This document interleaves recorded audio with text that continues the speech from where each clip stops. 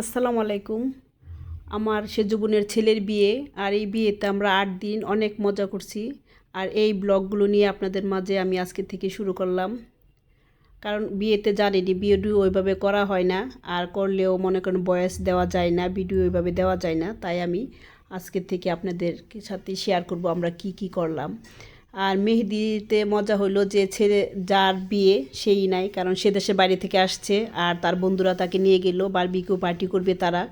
আর আমরা মেয়েরা রাত্রে 10টা থেকে 3টা পর্যন্ত শুধু মেহেদি দিলাম। আর যেহেতু আমার বাইগনার নাম সিজান, তার নাম আমরা সবাই হাতে লিখে ভিডিও করলাম, মজা করলাম।